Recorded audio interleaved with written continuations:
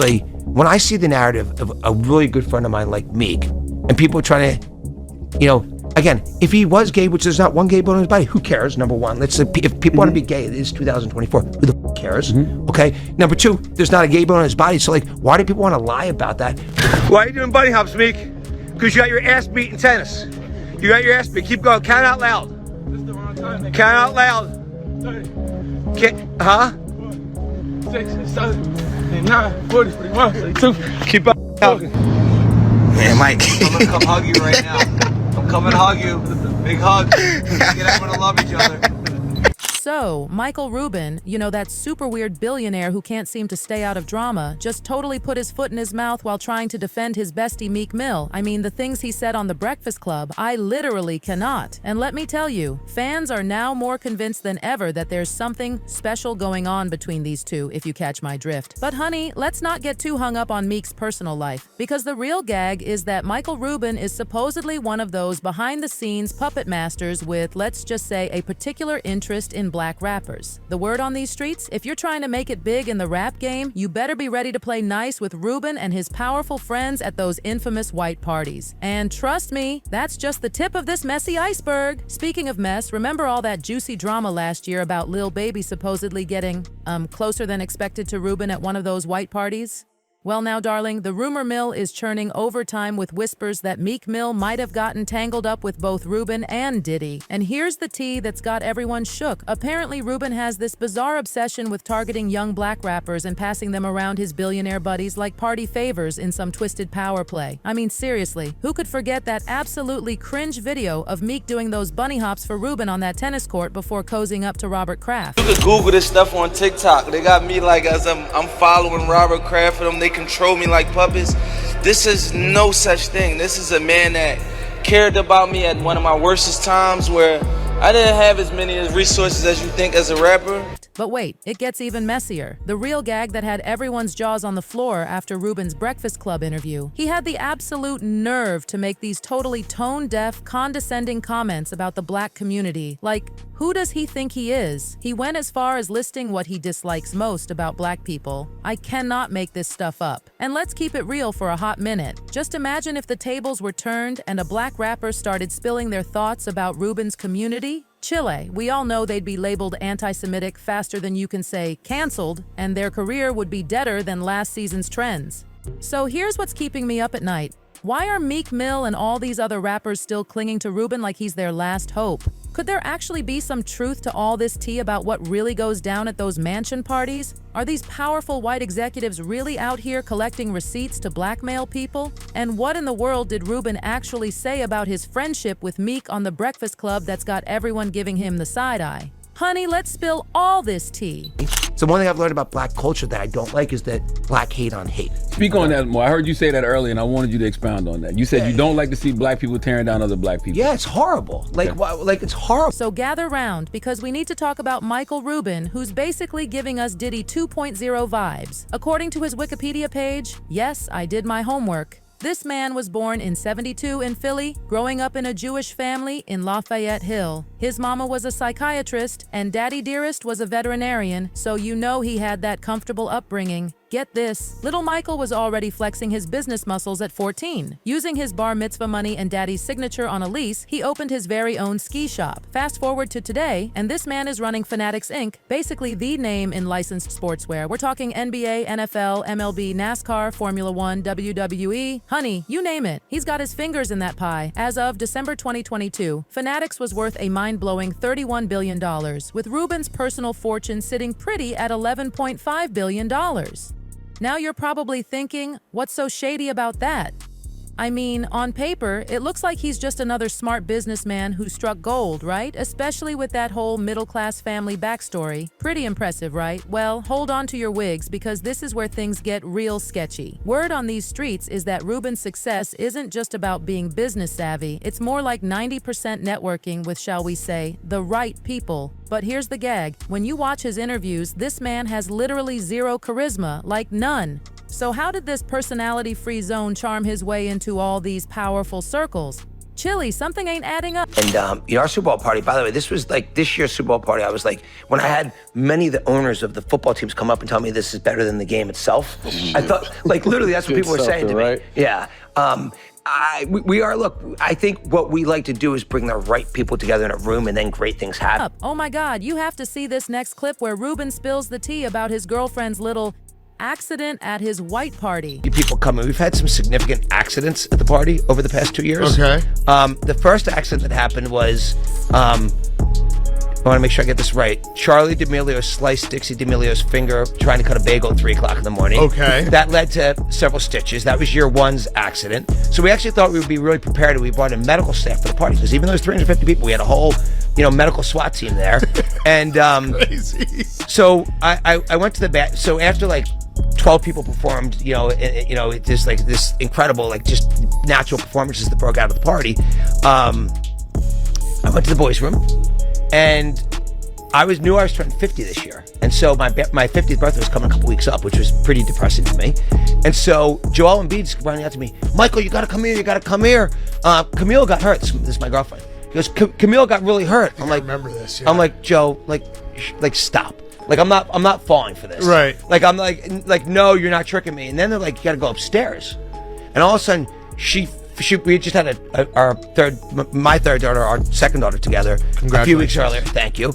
And so she fainted. Now, I would say, the truth be told, that she tried to drink with the boys and wasn't able to handle herself. Yep. She's still going with fainting. It's a real debate within the Rubin household. I would probably side with you on Of course. this. Yeah, this is correct. No matter, and she actually gets mad at me when I tell her this. She's going with a faint. I'm going with, but anyway, yeah. she fell over and hurt herself very badly. So I had to leave at 12:15 the party. Why'd you have to leave? Because she had to go to the hospital. They thought she had That's a why you broken got neck. the medical tent. The medical, like, hey, send them off. This is my party. So I'm going to be honest with you.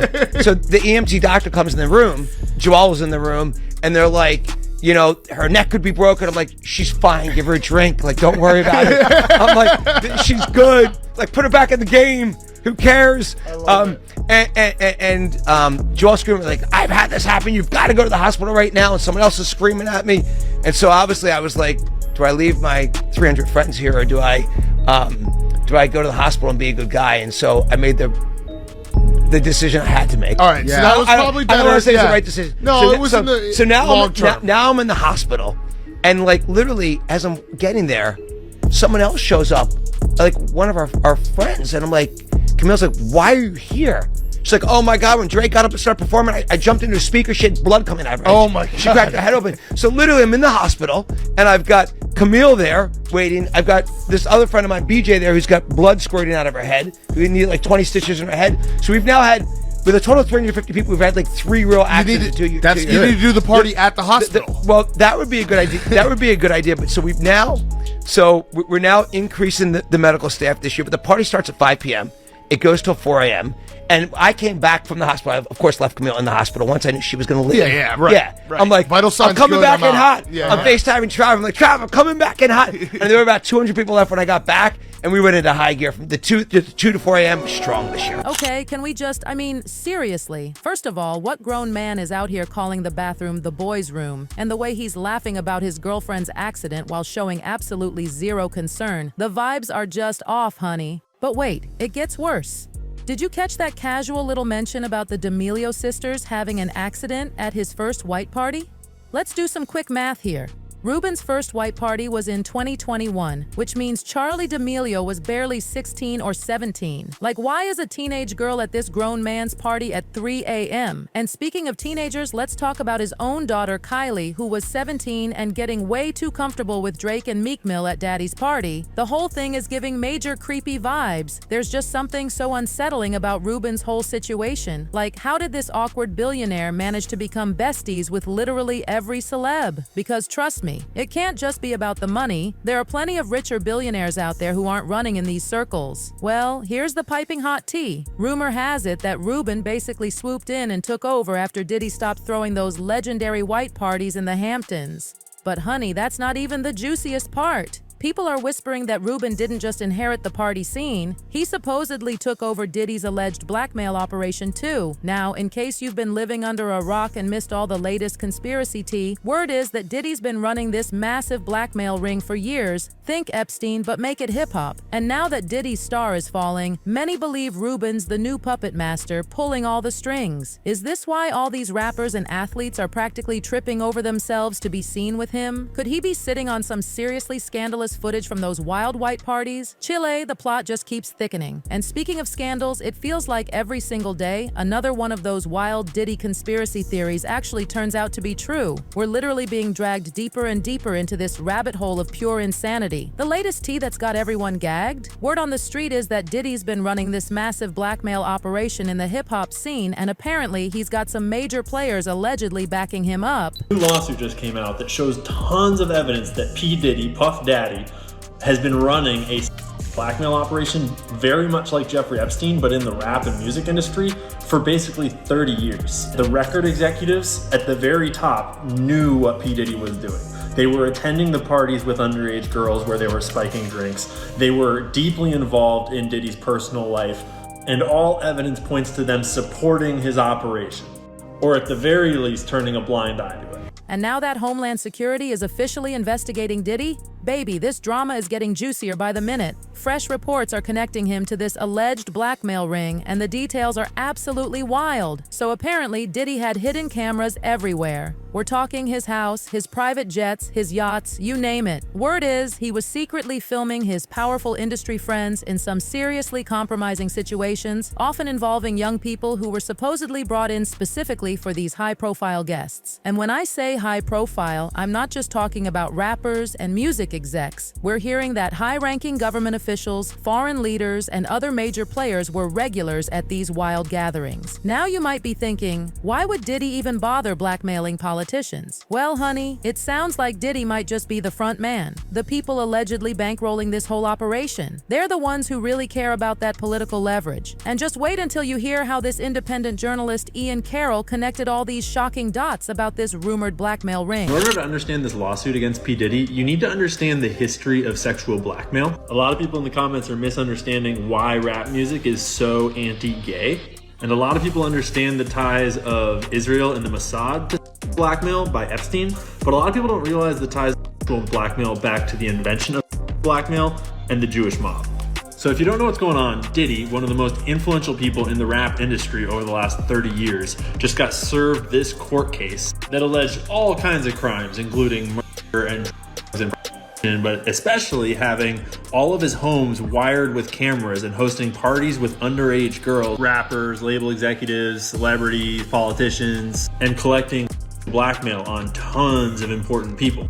And so the bigger picture is not filled in directly. You have to kind of understand the history of this stuff and what each thing might imply about the bigger picture. And that requires an understanding of the history of this stuff. And it's not complicated, and it's a wild story. So, the FBI was founded by J. Edgar Hoover. He actually was the head of the Bureau of Investigation, the BOI, before the FBI was even invented back in the 20s. And he served there for 11 years. Then they invented the FBI, and he served as the head of the FBI for 37 years, totaling 48 years leading what was more or less the FBI. So we're talking like all the way from like the Great Depression through World War II into like the 60s. Like through the 60s music revolution into the 70s. All of that time period, the FBI was led by the same person, and he was one of the most corrupt government officials in all of US history. And understanding the state of organized crime and of law enforcement in America is impossible if you don't know about J. Edgar Hoover. And understanding the nature of blackmail is impossible if you don't know about Meyer Lansky, who was a boss in the Jewish mob back in the 30s, 20s, like the Prohibition days and so on. Meyer Lansky, this Jewish mob boss, basically invented the concept of sexual blackmail. And he did it by blackmailing J. Edgar Hoover, the guy who was explicitly supposed to be taking guys like Meyer Lansky down. The Wikipedia articles are sanitized, but basically Meyer Lansky had a photo of J. Edgar Hoover using his mouth on his main assistant, Clyde Tolson. Realistically, it was his boyfriend. They were a couple. But then, once Hoover was blackmailed, he was like, how much worse could it get? And so he started hosting blackmail parties in collusion with these mobsters and inviting all sorts of important people to these blackmail parties to collect his own blackmail. This all happened in what was called the Blue Suite at the Plaza Hotel. And it was basically a bunch of male cross-dressing orgies all caught on camera for like a decade or more.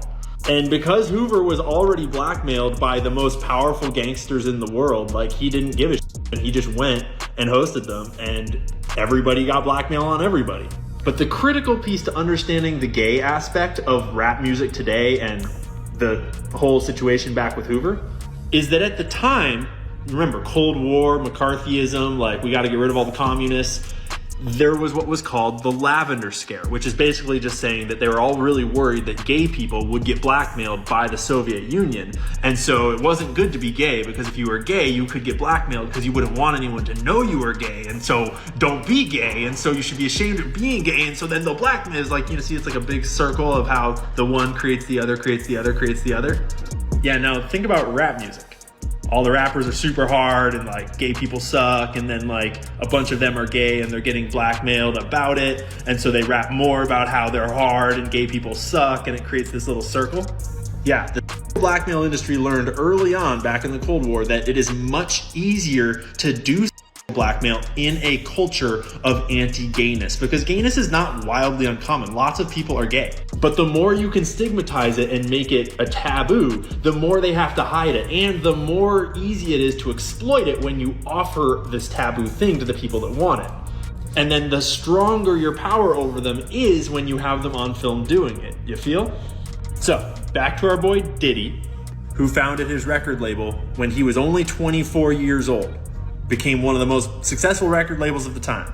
He was able to do that because he was financed and supported by his mentor, Clive Davis, who just happens to be gay and rich and Jewish, just like Meyer Lansky was. And at the time, he was one of the most influential men in the music industry. He managed all kinds of the biggest name artists that you've ever heard of. And he found this guy, Diddy, on the up and up in one of his companies, who we now know from this lawsuit and the other lawsuit filed by his ex-girlfriend Cassie, which is horrific, disgusting, not a good read. We know that Diddy has some real effed up proclivities, as well as just generally probably being at least gay or bi, one of the two.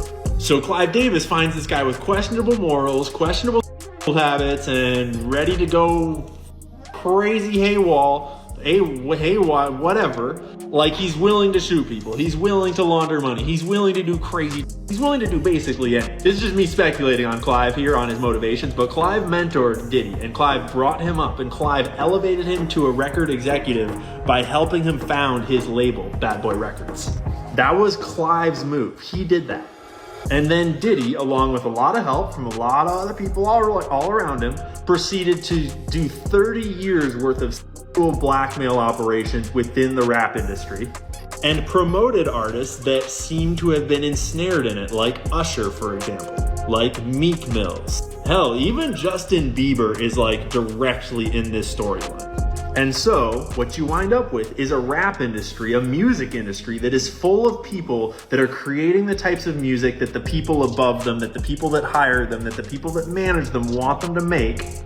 They're all terrified of stepping on the wrong toes or getting out of line or doing what they're not supposed to for one blackmail reason or the other. And we wind up with an entire industry full of musicians that are glorifying gangs and violence and drugs. I mean, think about it. There's no better way to undermine an entire population, an entire race, an entire culture than to target their kids with subversive messages that they're going to think is cool, and the parents can't say about it because then the kids will just think it's cooler.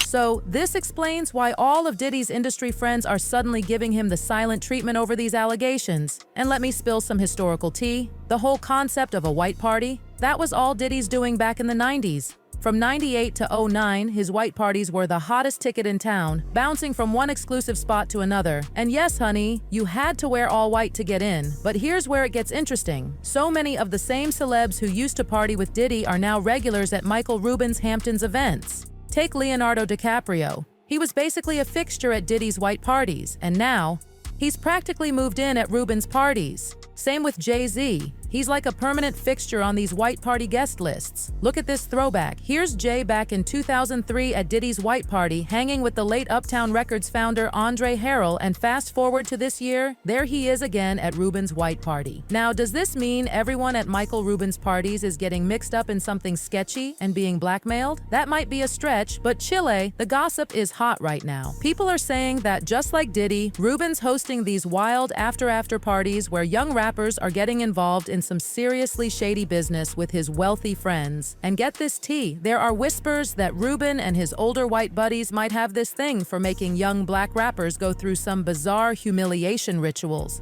To be fair, it doesn't look like anyone's being forced. It seems like these rappers are willingly playing along, whether it's to dodge legal trouble or chase that next hit record and those shiny awards. But which rappers are supposedly participating in these rituals? And is there any truth to all this tea about Rubin and Meek Mill? So, unless you've been living under a rock, you probably remember how social media exploded last year when those super sus photos of Lil Baby at Michael Rubin's white party hit the internet. The party was packed with all the usual suspects from music and sports, but it was one particular photo of Lil Baby that caught 50 Cent's attention. And you know 50? He did not hold back. True to his messy self, 50 Cent jumped on Instagram to share this pic of Lil Baby looking way too comfortable with Michael Rubin and NBA star Kyle Kuzma. And honey, 50's caption was, "Fire." He wrote, "See, this is why I don't roll with Puffy and his crew. What the fork is going on here? Get the fork off my young man." Like, period. But wait, it gets even messier. Another photo from the party had everyone's group chats blowing up. It showed Michael Rubin hugging Lil Baby from behind, and chilly, the optics were not good. Keep in mind, Rubin is literally 22 years older than Lil Baby, so naturally, fans were side-eyeing why this grown man was getting so handsy with someone so much younger, but the saga doesn't end there. Lil Baby and Rubin really said, "What controversy?" and started posting videos on their Instagram stories showing them living their best lives on Rubin's private jet. In one of Rubin's videos, Meek Mill makes a surprise appearance, and you won't believe this. Rubin is literally joking around with Meek and Lil Baby about those controversial photos, even teasing them about getting more hugs later. Like, read the room, sir. Making fun of me when I'm drunk. You're gonna get another drunken hug tonight. I don't care what anyone says. You're getting a drunken hug. You too. You too. Drunken hugs are coming tonight. Now let's dive into all this mess surrounding Meek, because baby, things got wild earlier this year. When Diddy's former producer Rodney Lil Rod Jones dropped that bombshell lawsuit, chilly, the tea was scalding. Lil Rod claimed that Diddy is running this whole Ryko enterprise and has had intimate relationships with some major names in hip-hop and R&B, including, you guessed it, Meek Mill and Usher. As if that wasn't enough drama, this old clip resurfaced of Meek's ex Nicki Minaj spilling some tea with Soulja Boy. In the clip, Nicki's dropping some major hints about all the shady business going down in the music industry, suggesting that there are plenty of men keeping their preferences under wraps. Do you think it's a lot of undercover brothers in the industry? Oh no, Queen. We don't know nothing about undercovers. Oh no. We don't know about that. Okay. Because I do. And then, as if the universe was trying to tell us something, this photo pops up of Meek and Diddy serving twin realness in matching outfits. I mean, the timing couldn't have been more suspect. As soon as this lawsuit hit the headlines, Meek Mill went into full damage control mode, getting into it with bloggers and fans on social media. But here's the gag. He didn't exactly deny the allegations outright. Instead of just saying, "That's not true," Meek went on this whole rant about people trying to sabotage him because he's an independent artist. After DJ Academics brought up Meek's name being mentioned in Lil Rod's lawsuit, Meek clapped back saying, "Now y'all see how bad they want to stop you when you drop independent music that's going to get play regardless and make millions. A whole campaign the day before I drop. I be crushing through this. Internet is too easy." But Meek wasn't done. He came for Academics directly, saying, "Academics, didn't I tell you stop playing with my name? I don't know what I'ma do when I actually see you." It's going to have a combination to it though, the drama. And honey, Meek just kept digging himself deeper. He started posting these super awkward tweets trying way too hard to prove he's into women. One tweet even bragged about running red lights just to get that certain feeling with a woman. Like, sir, we didn't ask. As you can imagine, fans thought Meek was doing entirely too much and getting way too defensive. They started wondering if he was trying to cover up more than just his rumored preferences. But just when Meek thought people were finally moving on from all this drama about his connection to Diddy, his other alleged sugar daddy Michael Rubin decided to stir the pot with with some seriously questionable comments. So Michael Rubin shows up on The Breakfast Club and causes a whole new scandal when he tries to defend Meek Mill from all these rumors about his preferences. And baby, his choice of words? Tragic. He literally said, "There's not bone in Meek's body." Like, who asked you? Rubin was clearly pressed about all the gossip, especially after that viral clip from 2021 showing Meek doing those bunny hops on a tennis court with him. But honestly, his defense just made everything so much worse. The thing I don't like about that is it doesn't bother me for me, it bothers me that it actually, when I see the narrative of a really good friend of mine like Meek, and people trying to, again, if he was gay, which there's not one gay bone in his body, who cares? Number one, if people want to be gay, it is 2024. Who the f cares? Okay. Number two, there's not a gay bone in his body. So like, why do people want to lie about that? Why do people want to change a narrative, a bet he made with me to try to hurt him? Like, that is the one thing I've learned about. Look, I'm just being blunt because it's me. Now, Rubin's right that nobody should be obsessing over Meek or anyone else's orientation, but Chile, the way he said it, just made everything 10 times more suspicious. Why say there's not a gay bone in his body when he could have just said it's none of his business and moved on? The whole thing was extra weird, especially since Meek's been working overtime to shut down these rumors. And if you thought that was bad, hold on to your wigs because it gets worse. Rubin really had the audacity to start lecturing the black community about what he likes and dislikes about how they treat each other. After getting all worked up about the jokes aimed at Meek, he decided to come for the entire black community. The one thing I've learned about black culture that I don't like is that black hate on hate. Speak on that more. I heard you say that earlier, and I wanted you to expound on that. You said you don't like to see black people tearing down other black people. Yeah, it's horrible. Like it's horrible. Like I want to support every. Look, you guys know me pretty well. Anything I can ever help with, I'm always there. I always want to be helpful. I feel lucky and fortunate to do what I do every day. To be as, whatever success I've had, I feel blessed to do that. And I want to give back in every way I can.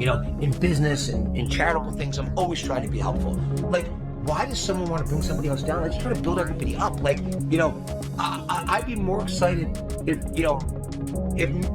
I'd be more excited to see one of my friends do something that's 99% less meaningful to me, but it would be really meaningful to them because I want them to do great. I want everyone around me to do great. I don't like watching, there's a little bit, you tell me, you guys correct me if you think I'm wrong. I think there's a little bit of a black culture of it's black hate on hate. It's like that black judge that Meek had that hated on him and wanted to go extra hard on him. Okay? It's it's what people always say to me, it's like black hate on hate. So I think it's terrible. I think it's something that I think it's culturally wrong. The nerve of this man. As many fans pointed out, who gave Michael Rubin permission to tell black people what's culturally wrong with them? Like I said earlier, imagine a black person going into their spaces and starting to lecture their community. We all saw what happened to Kanye, didn't we? Now, Rubin did try to backtrack later with an apology on X, saying someone he really respects called to check him about those comments. And honey, everyone's convinced it was none other than Jay-Z who had to set him straight. Rubin wrote, "I got a phone call from one of the people I have the most respect for in the world. They told me while they appreciate my intention, it's not my place to speak on black culture. I get it and really appreciate the input. My intention was to say how important it is that we need to uplift each other, stop hate on each other, and push each other to win and always root for each other's success. My bad, much love, and appreciate the feedback." But Chile, that apology barely made a dent in the backlash. Fans are saying what's even worse than Rubin's audacity is how all these rappers and radio hosts are bending over backwards to please someone who disrespects the very people he makes money from. One fan said it perfectly. "It don't matter if you think Michael Rubin was right or not. The fact of the matter is that no black man would be allowed to get up there and critique the Jewish community. Stop looking for white approval and stand up for yourself. No other group would allow that, so why should we?" And someone else added this truth bomb: "If it's not Rubin, it's any and everyone else. If you want to talk shit about black people, all you have to do is go on The Breakfast Club. They will allow it. They continuously allow it. I judge the fork out of y'all for still subscribing and listening." But what's your take on all this tea? What do you think about Rubin's comments about Meek Mill and the black community? And why are all these rappers so desperate to stay in Rubin's good graces? Are they just chasing clout and trying to be seen at the hottest party in town? Or could there really be some truth to those blackmail rumors? Drop your thoughts below and stay tuned for our next video full of piping hot tea. Full of piping hot tea. Full of